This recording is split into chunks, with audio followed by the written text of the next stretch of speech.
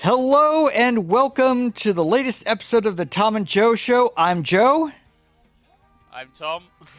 And, Tama, I want to feel dazzling, but I'm a severe introvert. So, I need some help with this, and I think I have a show that can help me.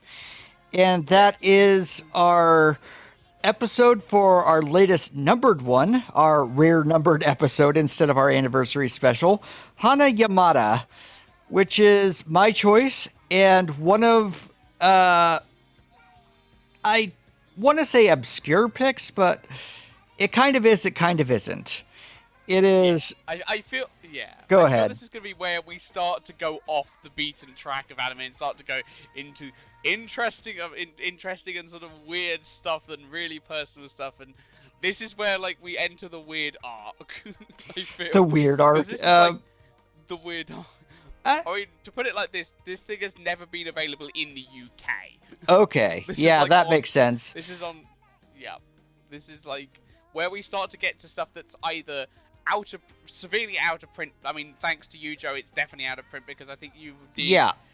I think it was Sentai Filmworks had the rights to it, even though I watched it on Crunchyroll, and they had to mark. It's one of the series they had to mark down to $3 to sell, but they did eventually sell it. There was another similar series called Glasslip, but that one sucks, even though it's by PA Progressive Animation, who are generally good quality. But Glasslip was, I don't know, they just felt like they just needed to rush a project out the door, and they just made this really quick 12 episode. But HaNaYaMaTa is the other one from around that season that also takes place on a coastal city. That's actually really good and also made by a really quality anime company, Madhouse, which we haven't discussed, even though they are one of the biggest names, or has been the biggest names.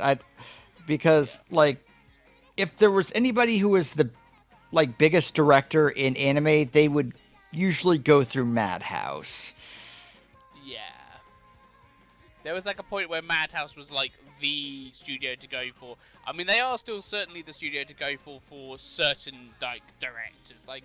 I'm pretty sure Masato Shinkai has done everything he has done via Madhouse. Yeah.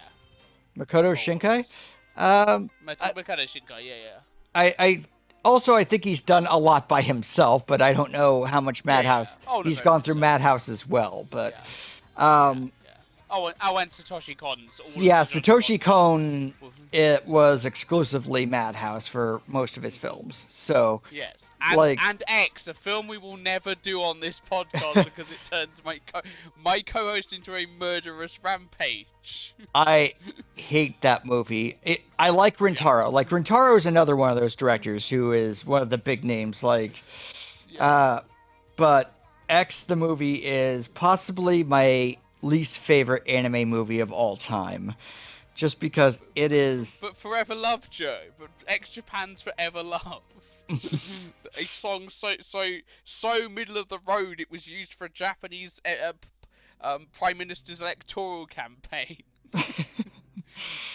Yes. Yeah. Anyway, yes, HaNaYaMaTa. HaNaYaMaTa is a sweet little series that Joe has championed in the past, and we're finally getting around to talk about it. Yes, it was one of the first shows I reviewed when we were both together on Infinite Rainy Day for our...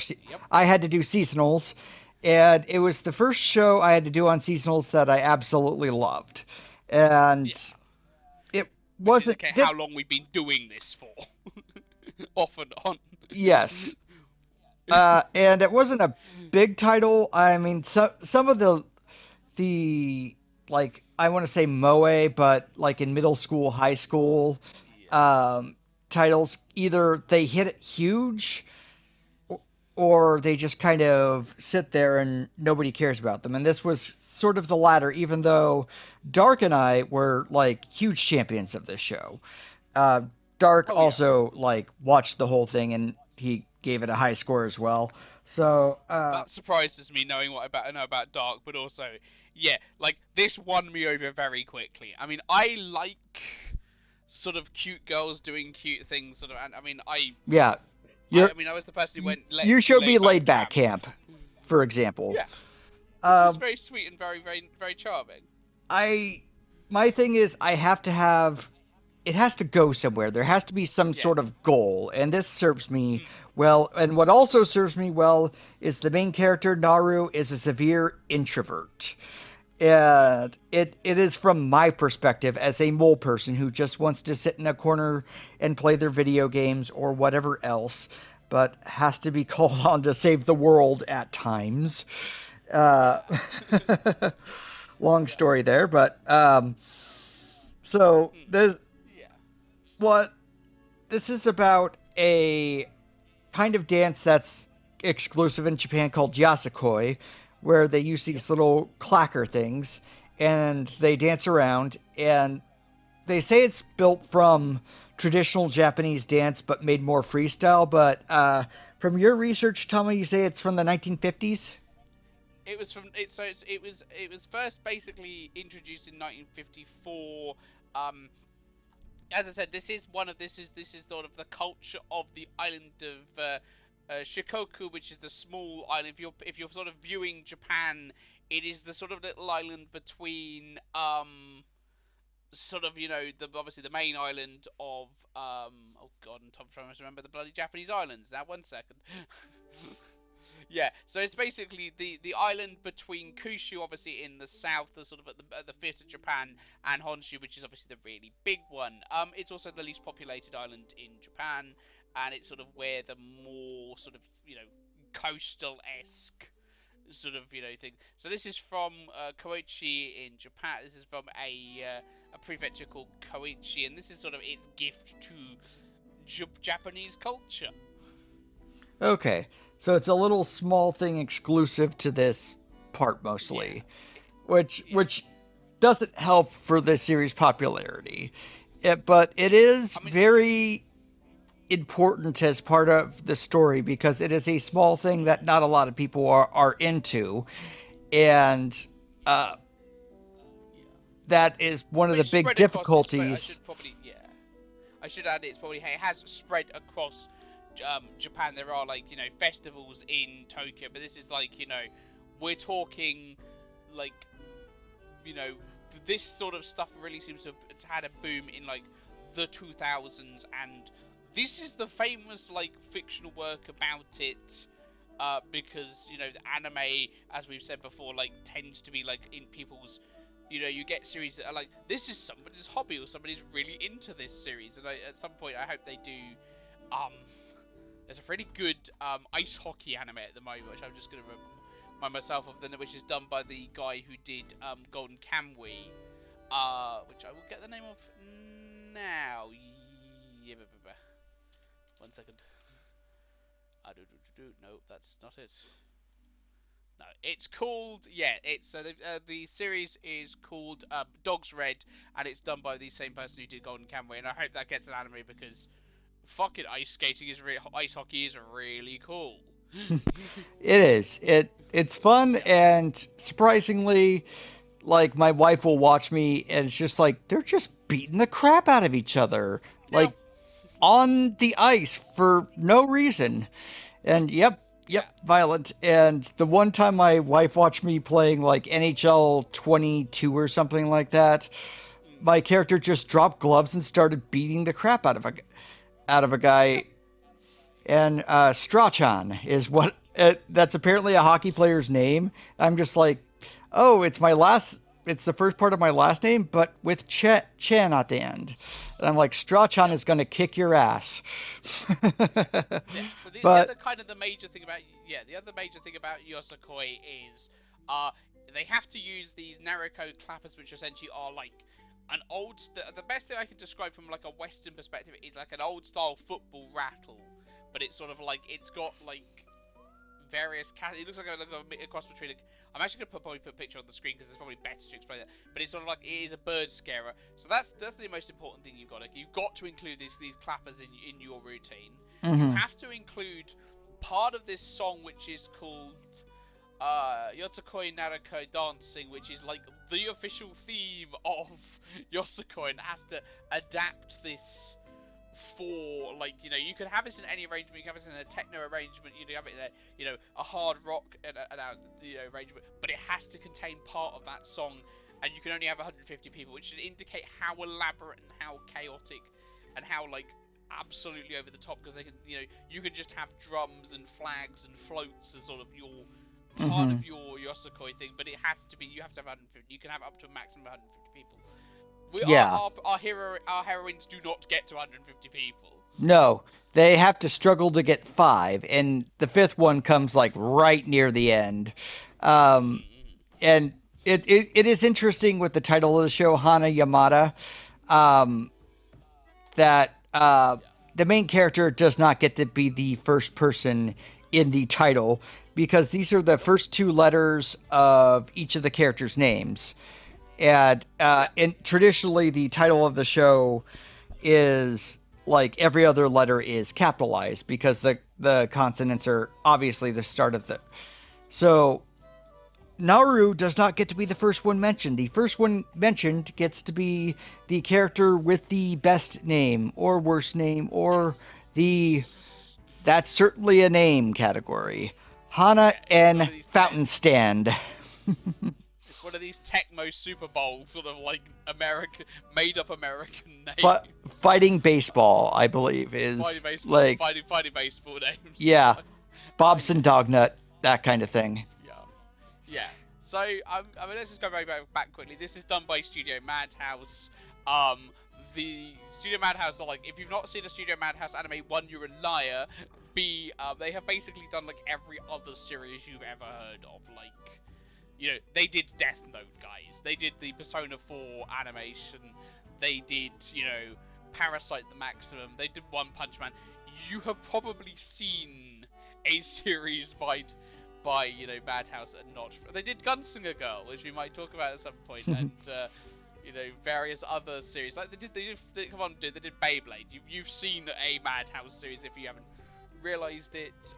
The director for this is Atsuko Ishizawa, who is mostly famous for doing this. Chiharafuya, which is this is the one about the card game, isn't it? Or is it? This is the poetry card game series. Oh, so they okay. seem to do like, yeah, and Cheese Sweet Home, some storyboarding, and they Supernatural, the anime series. Supernatural, the anime series, and with the animation director for Persona 4 Arena. So, yay. Yay. Yeah. The scriptwriter for this is Reiko Yoshida, who, again, if you've probably been watching anime like for any period of time, you've probably seen something she scripted. She scripted all 3 parts of the short films that make up Digimon the movie. She did the script for, some of the script for Emma the Victorian Romance, which we talked about last episode. Did some of the script for D. Grey Man, more stuff, Bakuman, wrote the script for the K-On! Movie and The Cat Returns, so yeah, that's a lot. And most similarly to my taste, she has written a lot of Aria the Animation, which is another like soft, sweet series with girls based on a manga, but this time they're on Mars essentially, and they drive gondolas, and she created Tokyo Mew Mew. She's the co-creator of Tokyo Mew Mew. So yeah, kind of a heavy hitter. Kind of one of those very prolific writers in anime that don't really get noticed. No. Anyway, so we begin with Hana N Fountainstand, who, again, that's just a fucking amazing name. Who has fallen in love with the Yosakoi. art of yosakoi. Which is, it should be American. noted that it starts with Naru, who is a big fan of fairy tales, because we don't want, as an introvert, I don't want Hana taking over, and she already took the first two letters in the name of the title, but Naru is a big fan of fairy tales and wants to be dazzling. The first movie she watched in theaters when she was a child was one of the Disney re-releases of Cinderella. They can't say that, but it's very clearly obvious what they're going for. She wants to be dazzling, but she is a severe introvert and has severe stage fright from an instance when she was younger. And she is scared and she needs a push. And that push comes one day when she finds Hana dancing on the torii of a temple, which is like those big, like, pillars. Gates, yes. And she's dancing on the top of it, so she thinks she's a fairy or a sprite or something. And she just, will you take me away? And Hana's like, yes. And they dance in the night, and it's only later that she realizes Hana is a very normal, if abnormal, middle school girl who is just a transfer student from America, and she knows parkour. Mm-hmm. Yeah, I mean, she also is, like, this is where, like, the animation on this is fantastic, and it's like, this is this opening sequence where they meet each other is so nicely done. It's like, it's very, very heavy on the cherry blossom and all those really cool visual things. Mm-hmm. It is, I mean, it's a very 2010, like a very early 2010s anime where it's like, where there's a lot of visual dazzle going on. And there's still the big moe effect where it is, this group of, girls who, are very cute and all of that stuff.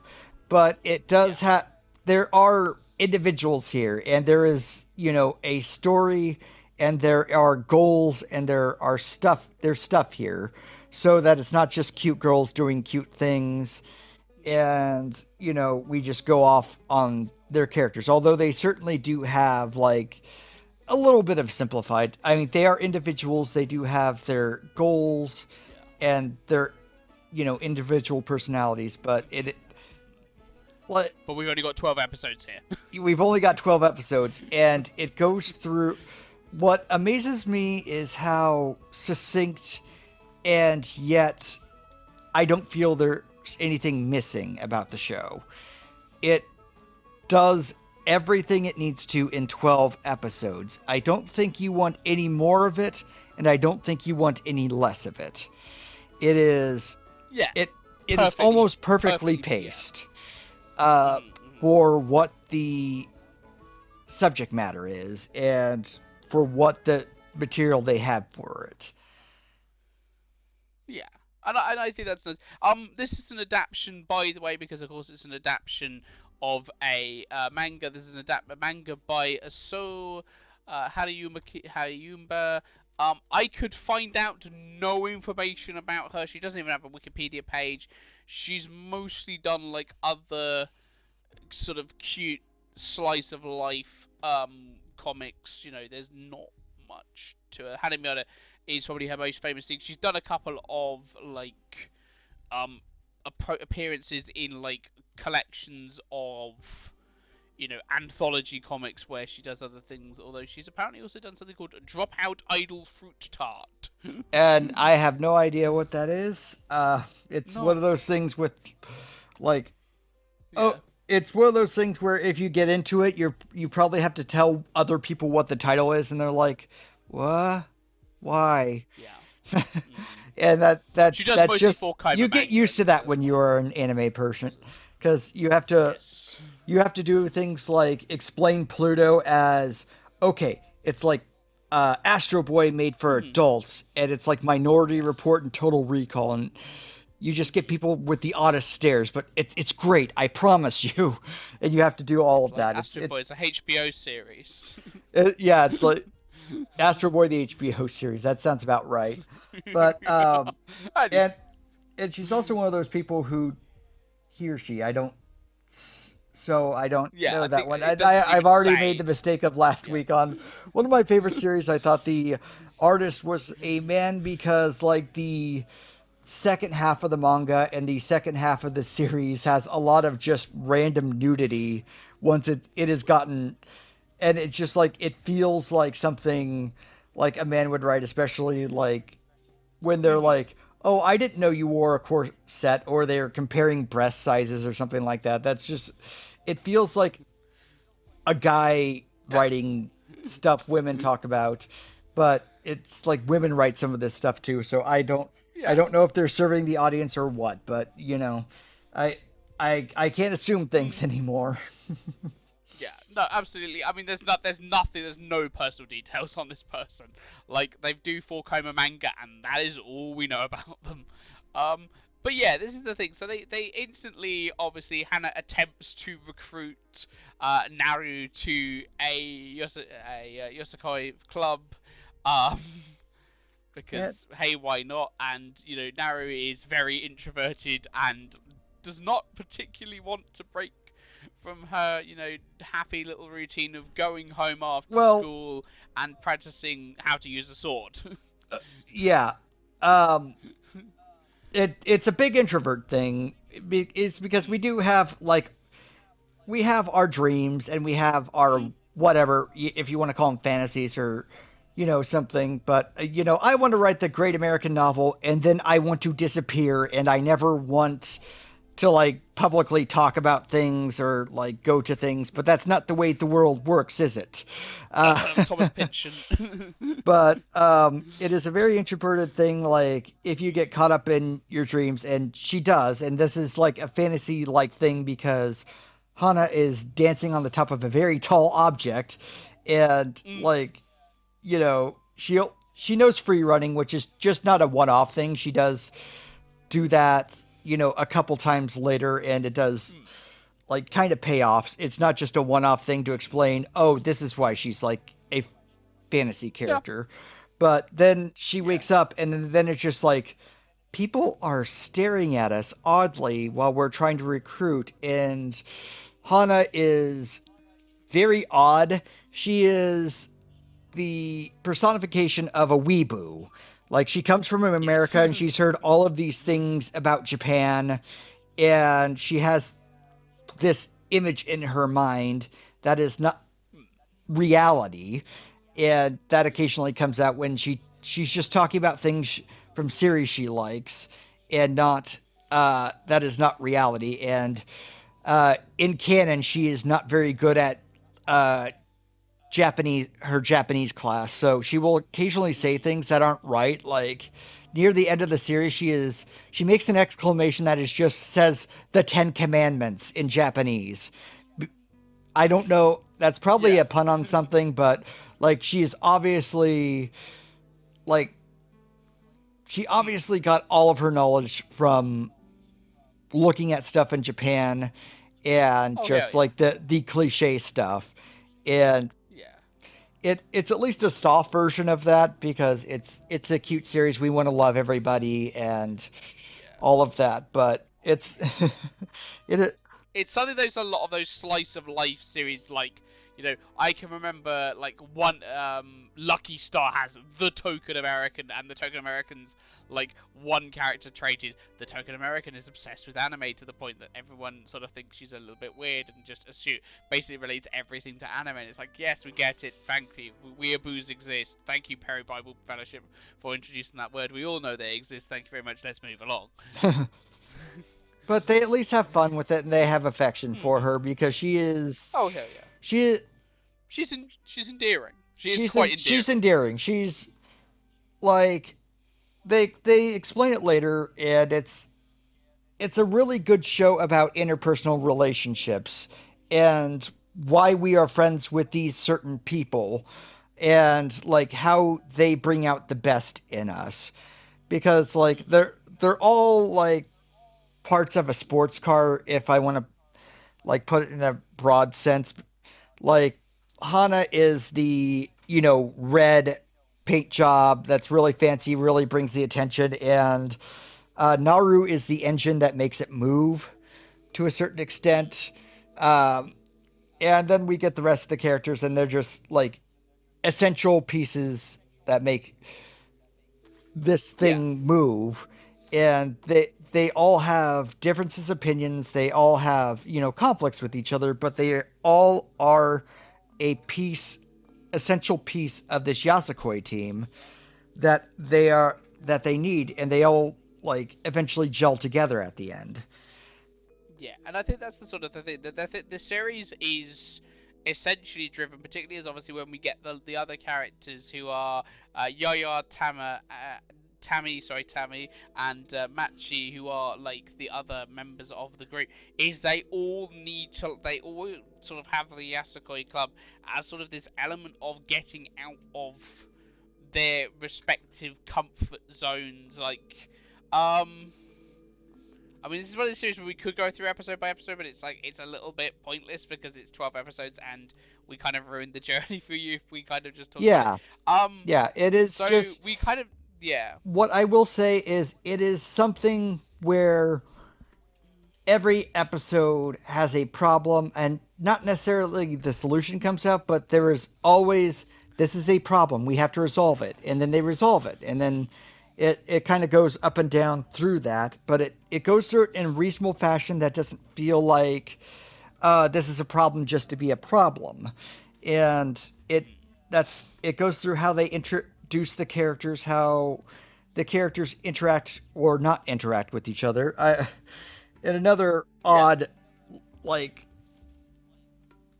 uh, thing on how I would compare this. It's like getting a D&D group together. Like everybody has their own yeah, lives, everybody has their own schedules, but we all have to get together and make this one thing work. And there might be whoever's the DM has to be the person who, okay, we're going to bring this all together, but and everybody has to get along with everybody else to make this happen. And it's always not clear when it first starts, and especially in HaNaYaMaTa, it's because nobody can see the end product. All they see is like there is this crazy girl from America who is recruiting all of these people, and there's Naru who really wants this to happen but is like scared of people and scared of the attention, and she can only help so much. So all of these pieces slowly come in. There yeah, is Yaya, who is the one of Naru's best childhood friends, who is the popular cool one and is in a band. yeah. And She's in a band. so yeah, so she started a band. Uh, Yeah, she's like and about yeah, and you know she like she is the one yeah. She's who also like Naru's childhood friend, who's yes like basically almost a little bit like to Hana. Sorry, she's Naru's childhood friend. She's very much like, no, you can't be friends with this weird American girl. You're my friend, and I've always been the one who looked after you, and obviously, made sure you were socializing. And mm-hmm. now that you're socializing with other people, I feel I upset when not about me, etc. Yeah, Uh, but they don't think they're I don't know. no, It's one of those things where you realize the world is much bigger than when you were in yeah, grade school and you had all of these dreams, because she does have this band, and one of their things is they're auditioning for uh to get picked up and maybe be a pop band for Japan that becomes popular. They have yeah, let me see. I wrote down their name. yeah. Need cool quality Need cool band. quality. Yeah, it's one of those Someone's because made your that brain straight off like a because my brain doesn't like these are words, but they don't yes. gel together. This was off. It's one of those This was English off an names. AliExpress T-shirt. This was off an AliExpress T-shirt. Yeah, which are Sachiko, Arisa, and Yuka, and they are in the series for all of about 10 minutes. They basically are the band, and then they are not the band, and then they turn up at the end to go, "Hey, yeah, you can do the thing." You can do the thing. Uh, and Yes. it's part of those things where these people have their own individual dreams, needs, and wants, and that's that pushes against Yeah. getting this group together because it's an obscure dance thing, and obviously nobody in the high school is doing it, so they're making this up from scratch, and they have to come up with and there's Hana who is weird and Naru who is a severe introvert, and Yaya eventually has to realize that this is something Naru really wants to do, and this is Mhm. she is pushing harder than she has ever pushed for anything. But she also has to Yaya has to work with her. But I have a band. I want to be the cool. I want to be the center of attention. And also, it's one of those moe things where she's boyish, but the with the moe character designs, she is not boyish at all. She has Yeah. long hair. Like her thing is she has bad handwriting, though we never see it often. Mm. It's like no, this is very clearly a girl, and they just say she is very Mm. much a prince. How people in Yeah. high school who are good That at sports and typical. all of that are the prince of high school, even though they are female. Mhm. Yeah. I mean, this is then obviously we get. Then obviously we get the first appearance of Bachi. No, we don't get. No, Well, no, we they're got Tammy, who is Tame, basically starts off as the. other best Is friend it? No, of apologies. Naru, Yeah, yeah, who is yeah, she is a princess. She comes from a extremely wealthy family and well-to-do, and she wants to make daddy proud, and she does all the things a perfect Japanese lady is supposed to do, and she has it down to a science. But the one thing she didn't have is a want besides making daddy happy. And she is absolutely perfect in every you know matter. And yeah, but she's missing something, which is something for herself, which is what they plug into the series.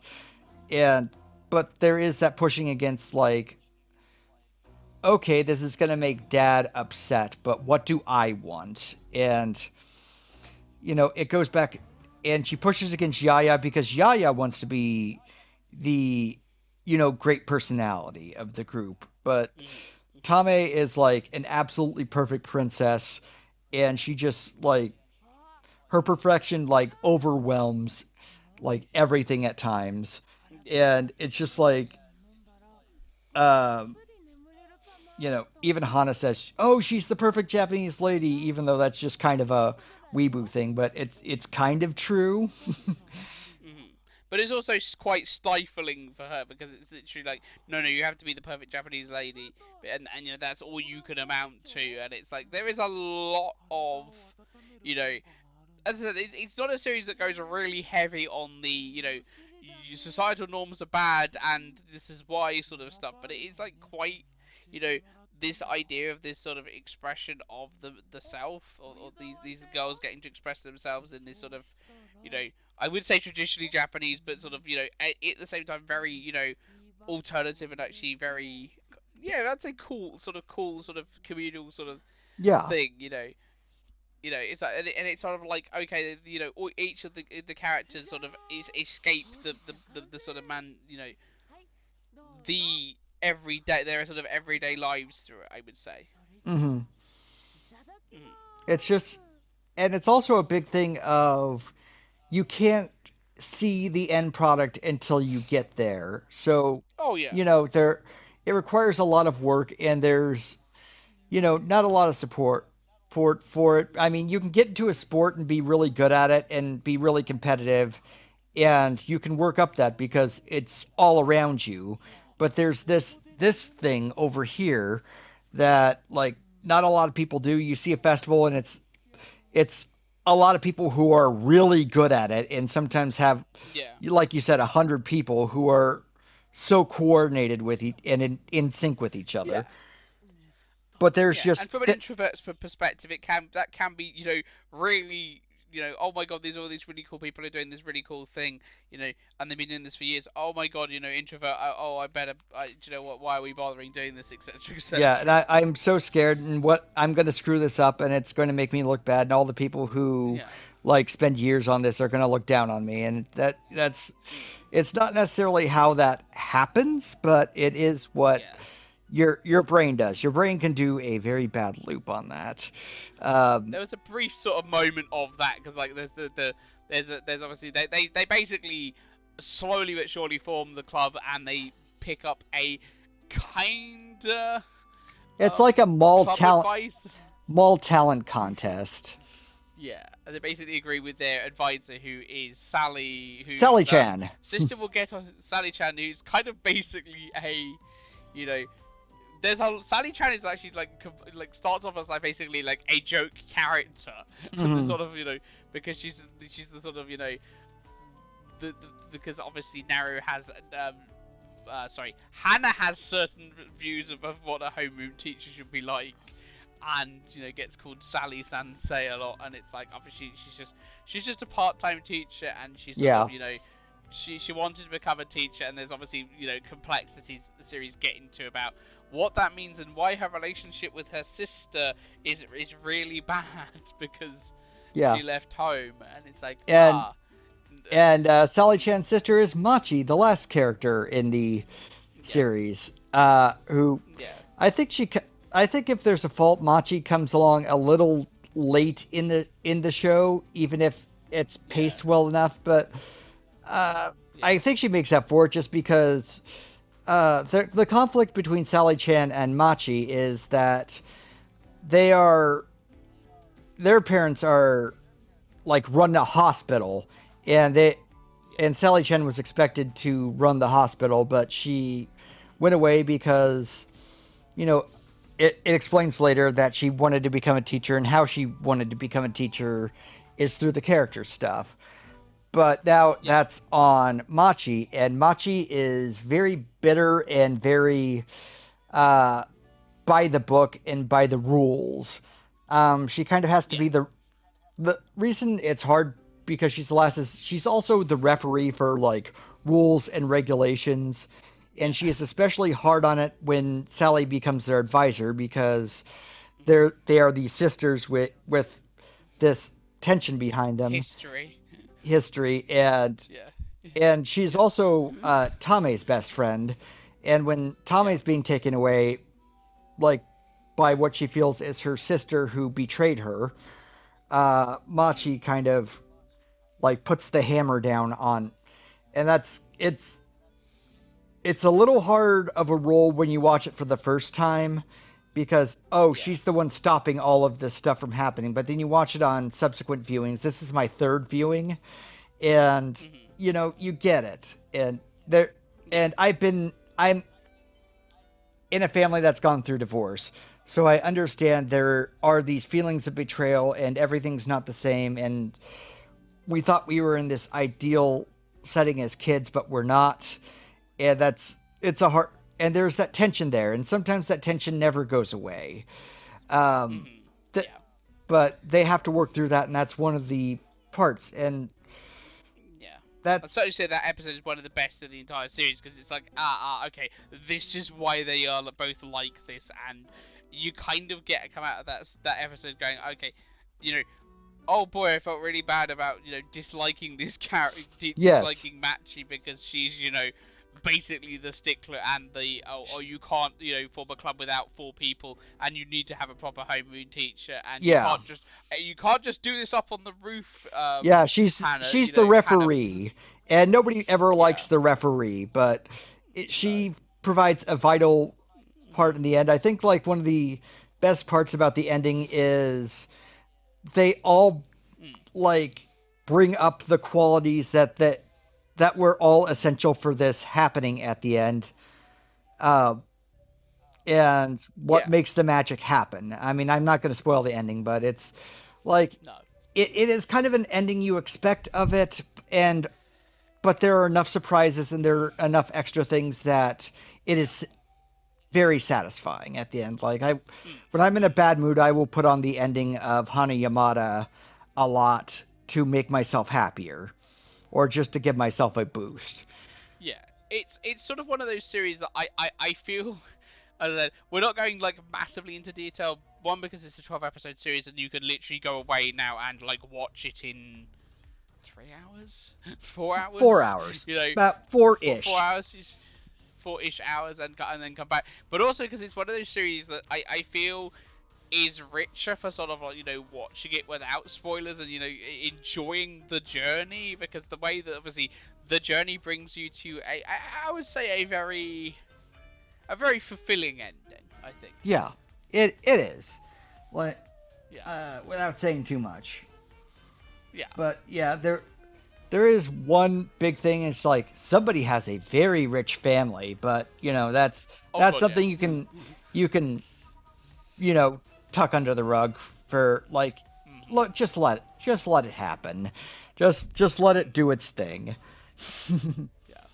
This I mean, my other favorite character we haven't actually really talked about is Masayuri, who is like the guy who just runs the local yosakoi supply shop, who's just this very tough looking guy, and then he's like, Yeah. oh my god, he's a huge nerd. Yeah. Oh my god. Yeah, he looks like a Yakuza member, and Yeah, yeah, he's Naru and Hana are first very scared, and then like I think it's at the start of the fourth episode they do a mhm, weird James Bond parody where they're gonna sneak in there and make it happen. mhm. Excuse me, but and then they realize like he is just like He's the the yosakoi biggest nurse. puppy.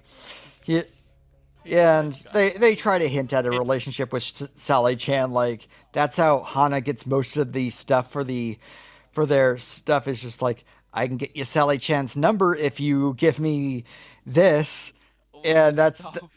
that's they Yeah. don't say whether or not, but it comes together like a show does, and there are some life goes on stuff that they don't like finish, but not. It's like life. Everything's not finished in a bow. Yeah, It doesn't I'm say never a much of huge, anything. yeah, I'm never a huge fan of those sort of slice of life series that go, oh, we're going to have every single end. No, no, this is like, dude, it just is like a little glimpse of how this Yosakai little club got started. And probably, they might do another series someday. They might do another series of this.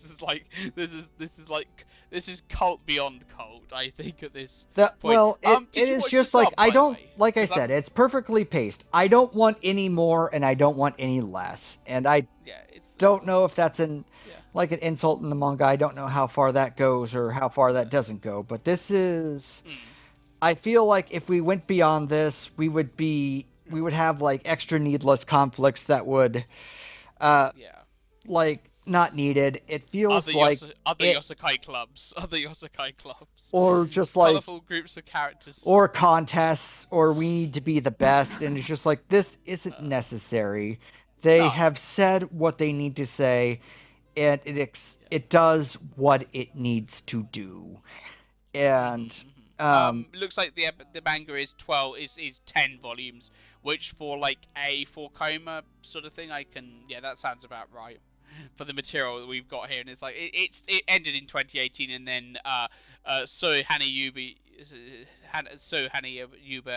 went on and just did other stuff, because that's what you do when you're a four coma artist. You just go, right, another one. Damn it. yeah. The animation on this is really pretty though. Like, Um considering like this is a 12. I do want to say that uh Mhm.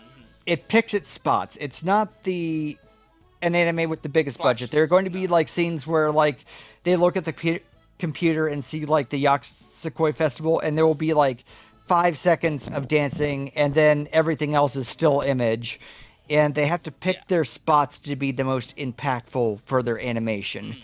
There are going to be Yeah. points where it's like, shouldn't they be moving more? Shouldn't they be displaying it where they're just like, Yeah. it's stills and they're kind of using like digital pans or something like that to make it Yeah. look like it's Yeah. moving more than it is. But it is one of those where it is definitely on a TV budget, but they do try to make the most of the spots they can show off. And Madhouse certainly does have a studio that can do that.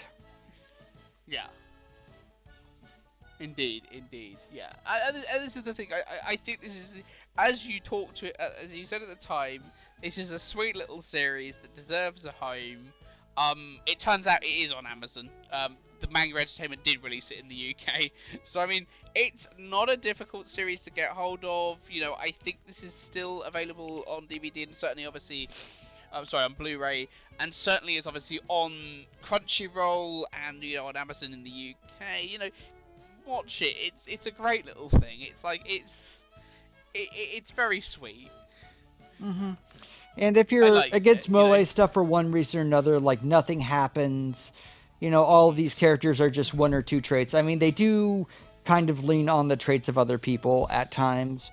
Yeah. But it is more than that. They are individuals underneath this, and it is about how these individuals come together, sometimes resist each other, and how their traits kind of repel, but they are at times, but they are all necessary parts of this one whole that, they can't see, but they make it happen. And, the person who makes it happen who makes the engine run is the introvert, and it makes magic happen. And it just, that kind of makes me happy in a way because, like, nobody sees what I do most of the time.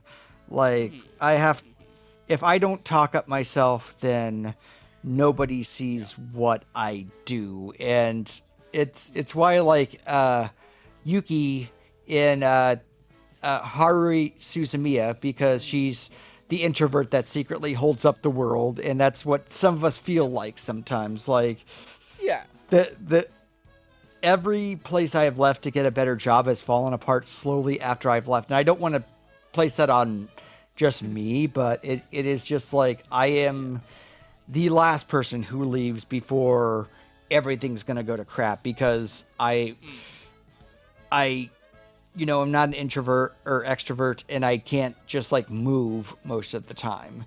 But it's just like I am kind of the last person like holding 3 or 4 things up, and then once I leave, there's nobody left, and everything just kind of falls apart. And that's just kind of what my life feels like at times. And it's nice when you get this series that understands you. And it's not so nice when they, in the first couple episodes, when it's just like it's pressing on the embarrassment of being in public and doing this thing that obviously not a lot of people know about. And you have Hana, who is, kind of weird to, the Japanese students. And even at a point like Naru imagines her as an alien, and she makes a drawing of that. And then Hana goes to her house and finds the drawing, and she's like, no, don't look at that. It's kind of that. Yeah, she's sweet, basically. She is very sweet. And then, like, the weird thing I would say is, her dad is very worried that her daughter is becoming like sexually active, even though she's like a 14-year-old middle school girl, and he's misreading all of the signs, like she's going out late to be with boys or something like that. And I think in episode 8, like Sally Chan makes a comment about their thighs being plump, and then they all read it to be as like, oh no, we're fat, we have to work out and all, but I don't want muscle. And it's just like, no, I don't want this episode like where they concentrate on their bodies. This is not necessary. They tried the best they can to like not sexualize the material, but it Be is kind that of series. it is kind of an unnecessary swerve they make in an otherwise series that makes all the right moves. Yeah, this is the thing. On the whole, it is just a wonderfully charming little thing, and it's like, you know, sometimes you just need to like have a little anime with like a little introverted girl learning to sort of, you know, be happy while still, you know, being introverted, because it's like she's still very much like, this is my small group of friends, and you know, we do this yosakoi thing together, and you know, that's kind of neat, but also I don't feel like the need to be, you know, do the other extroverted things. It's like, yes, this is wonderful, fantastic. And It's I sweet. did the Thank wonderful you for thing, and I'm being... going to go back to my corner now. Yes, I did the social thing. Yeah, but no, I would say this is like, you know, there by about episode 3, this is like I one of the best series I've seen this year so far. So yeah, Okay. very charming. Very charming, Yeah. and I don't. Right. Yeah, I don't think there's much more to say. No, exactly. Just go watch it now. Go watch it. Well, Okay. wait till we finish this episode, then go watch it. Yeah. Yeah. Yeah. So we will be. So obviously that was HaNaYaMaTa. Can recommend. Go watch that shortly. What are we talking about next, Joe? Because obviously we've got a music episode. Music episode. Okay, is that the anniversary one or no? That's the high fidelity. It's low fidelity all stars. We are switching back to music. I don't think I'll ever get used to like how the episodes flow between each other, but we are going to mine, which is low fidelity all stars, how to operate with a blown mind. Yes, indeed. Indeed, and the mind does get blown listening to this. Yes, it's some big beat. We like big beat on this episode. Yes. And then we will be heading into the trash mines. Because if Joe's like brought a really charming, very sweet, very, you know, cutesy anime, which is, you know, about cute things, I have brought utter trash with me. I am already eating from the trash can. Okay. And the name of the trash can is Hakuoki, Demon of the Fleeting Blossom. Yes, indeed, we are doing a anime adaptation of an otome game about vampire Shinsengumi. Okay. And we made a deal. I said Tama could do that series, and then I had to trade with him my own trash Yuri series. Oh boy. Simone, which is it's a lot better than you would think it is, but it is definitely a series about Yuri priests who are very much in lesbians with each other. Although, you know, it's not as Yuri as you might expect. But no, indeed, oh god, they're both by Studio Dean. Oh god. Yes. Mostly it's trashy because of how it looks, and you are going to definitely get an eye full of trash, and just like the trash duo. A lot of pans of still images, and like here is the storyboard or the design of the place, and we are just going to zoom into that design and maybe put a couple dots there to imply people, but. It is a much better series than you would expect, given that it is about priests who are all female to start, and how their things operate is they do a lot of lesbian stuff with each other, like kiss each other and then kiss the monitor or kiss the orb or whatever else. Yes. Yeah, and then there's some mech anime sort of stuff going on. Incidentally, this is going to be our first 26 episodes anime done in a single episode. Yes. This should be chaos. Yeah. This should be actual chaos. Yes.